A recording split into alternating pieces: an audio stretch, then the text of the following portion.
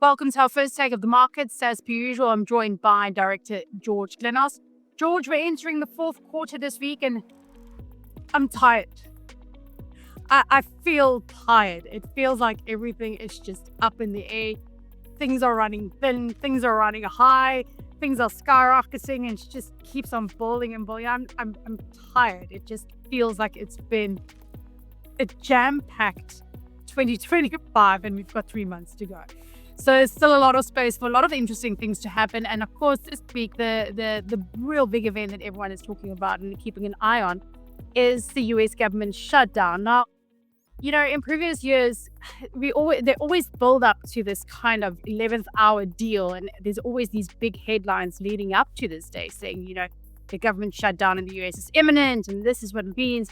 But this time, and like I said, they always kind of manage to deal it out and figure it out at the 11th hour. But this time, it feels different because, if you've been watching what's been happening in the US over the last couple of years, it's really this deep polarization. And you get this, it's us versus them sentiment in the US, which I think is a very dangerous place to be in.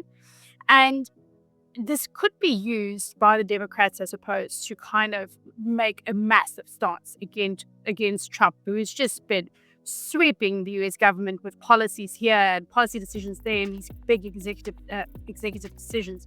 So, this time around, the shutdown feels different. We hope and trust that they will obviously strike a deal, but I'm not seeing that political leaders standing up and trying to bridge the divide and trying to find a compromise.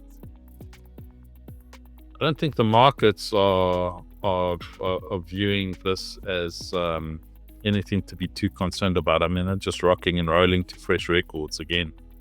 I understand the impact of AI and productivity gains and all of that good stuff, and surely that does have to play a significant role in valuations and all of that.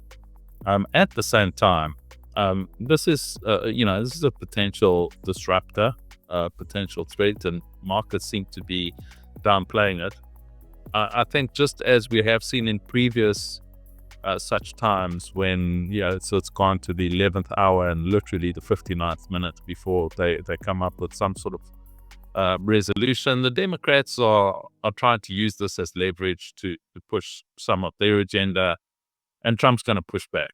And he's already done so. He's already indicated that, well, if the Democrats are going to continue down that road, he's just going to axe a whole bunch of people off government's payroll to try and make the numbers meet. And he's going to lay the blame at the Democrats, and he's going to be shouting it from the trumpeting it from the rooftops, and this is the kind of politics that he's been engaging in for a while now. So it's nothing new. I think that's what we would probably expect to see. And so I think we march on at this point. Markets are not too perturbed about it. But of course, on top of the end of cycle indicators that are pointing to a slowdown in the US, this isn't exactly particularly good timing for Trump and his administration. So I think there's enough incentive on both sides of the aisle to get it done, and it will probably get done. I do not foresee an environment where it's impossible to get an extension to their policy. So it's give time. I think through the course of this week, it probably washes out. And if not this week, then next week. In the interim, pressure needs to build, and that's the way a lot of this brinkmanship ultimately works. The pressure just builds up to a point where it just becomes so acute that both sides eventually sit down and just capitulate and come up with something that they can hatch together, at least in the short term, so that they can default back to actual policy making rather than fighting fires. Yeah, it feels a bit like, playing Game of Chicken, and they have until 12, I think, tomorrow evening to figure out who's going to blink first.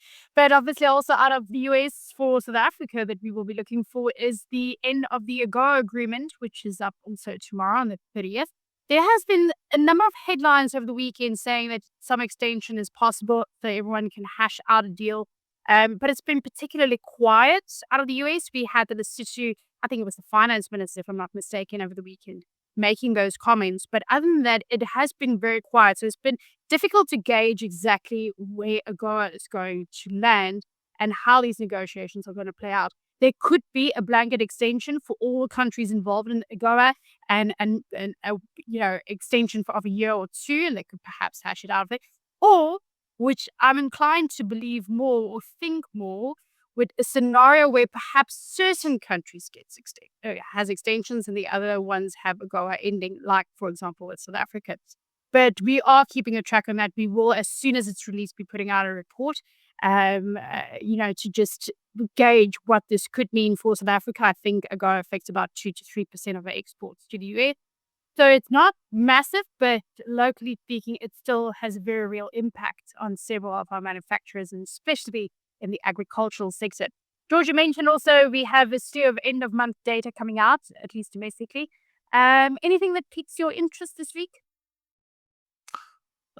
Yeah, we like to look at things like vehicle sales, for example. They're big ticket items, so they're quite sensitive to the business cycle. They form part of leading indicators as well. So vehicle sales and, whether or not that robust trend that we've seen since for a few months now continues is going to be very interesting to me. There's quite a few dynamics that are unfolding in the vehicle industry. One, obviously, the credit cycle, interest rates coming down, and this obviously playing in the vehicle sectors in the vehicle sector's favor. Two, we've had two parts and how much of an impact that's had on, putting down deposits, for example, for a vehicle, and which, in turn helps boost those vehicle sales. But three, we've also had the introduction and to a growing extent, rapidly growing extent of the much cheaper Chinese brands that are offering purchasers a lot of value for money. And I would say that it's not just about the headline makeup of it's not just the headline figure of vehicle sales, but the makeup of it, which is equally important, because you know full well that people would not buy down off a status brand into a Chinese brand if it weren't for the fact that they are being forced to. So, and they would be forced to through economic factors in the main.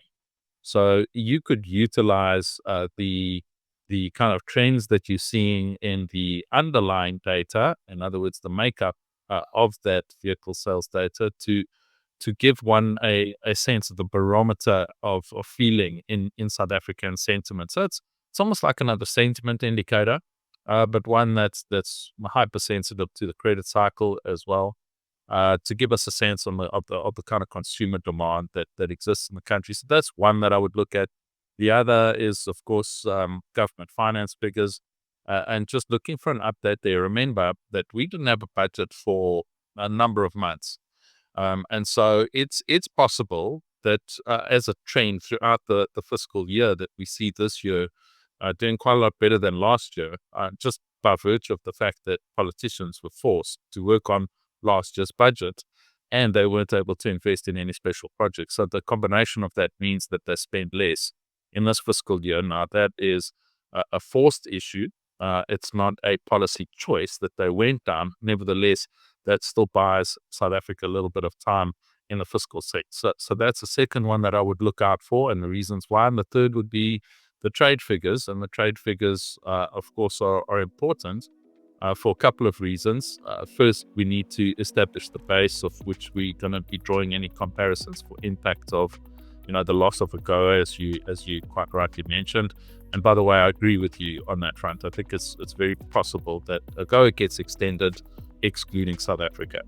I just think that they've gone out of their way, the US, to single out South Africa for 30% tariffs and stuff like that. To suddenly extend AGOA into them all over again sounds like a very contradictory stance. And I don't see that South Africa's done enough to appease the US at this point in time to suddenly make it all go away. And it was all just a storm in a teacup and we're back to square one. I don't think it's going to be the case. I think South Africa, being in BRICS and holding its geopolitical positions and and being somewhat antagonistic to the West, I think is going to suffer the consequences of that. But the trade figures also give us a sense of whether South Africa is able to take advantage of the commodity boom that we have at the moment, especially the gold price, which is once again rocking and rolling. Our terms of trade are looking good. So rand is looking quite strong. So between, who knows, we could get some data out over the next couple of days that supports the rand. And supporting the rand is typically good news for inflation, which is typically good news for rates, which is typically, just better for things like sentiment and consumption spending and all of that. So let's see how this week unfolds. Unfortunately, I think what goes on internationally with the US fiscal position and the impact that has on the dollar probably overrides everything domestically, but there's some interesting domestic data, no doubt. Yeah, it's definitely an interesting time. Everything, like I said, beginning feels a bit topsy-turvy, and there's a lot of cross currents flowing in the background, which makes it sometimes difficult to pinpoint exactly where everything is headed. So as we prepare for Q4, hold on to your hats. There's still a lot of time and a lot of space for a lot of things to change and happen. And of course, we will be keeping you informed. George, thank you very much, and we will chat again next week. Thank you.